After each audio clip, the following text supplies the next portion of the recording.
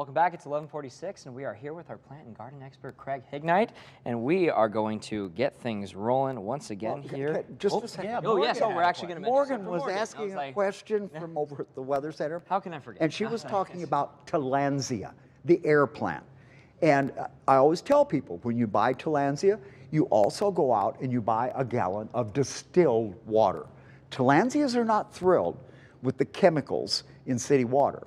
So when you're soaking them, soak them, then put them back where you're growing them. You can reuse that water. That water can go back in the jug and you can just use it until you use it up. All right. Perfect. So this one is from Gail. So I have potted the top of a pineapple. How do I take care of it? Okay. Pineapple are in the bromeliad family, first cousin to that tillandsia we were talking about.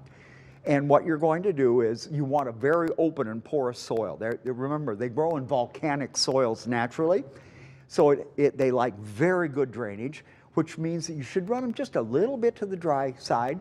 I always keep the cups of the leaves, where the leaves join the stem, with water in them. They take up water through the base of the leaves. Again, very bright light, fertilized probably about once a month, and it's probably going to take you about 2 years before you get the plant big enough to come back into bloom. All right. Can I still prune my oak and maple trees even though the winter has been mild? I think it's cold enough now. We're going below freezing every night, so yes, the oaks and maples can be pruned now. Remember, the maples we can prune clear out through spring. The oaks, we stop pruning them when the weather warms up in the spring and the frost goes out of the ground. All righty. Perfect. So what are some indicators to look for if a plant is being over or underwatered? Okay. Overwatering will normally express itself several ways. One, you'll get black spots, black edges, brown edges. The plant will feel fully moist and yet it's wilting. What has happened, the roots are drowning and the roots are deactivating, so they can't take up water. On the dry side, I always look for yellow leaves.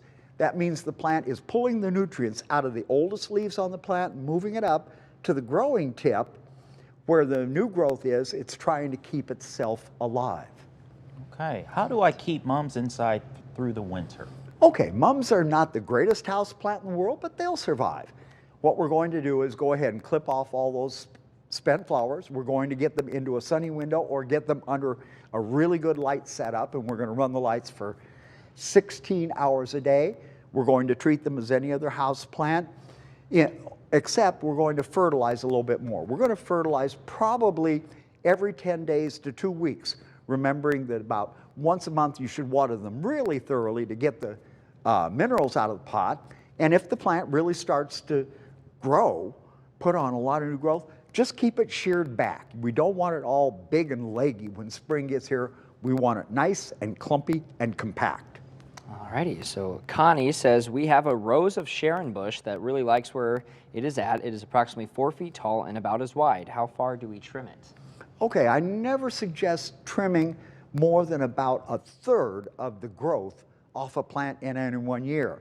Now, on the rose of Sharon, as they get very old, you might, no, I'm not going to say that. People are going to get that wrong. So never prune more than about 1/3 of the growth in any 1 year. If the plant's 4 feet tall, that means you can take off a little over 1 foot this winter. When is the best time to trim my blackberry bush?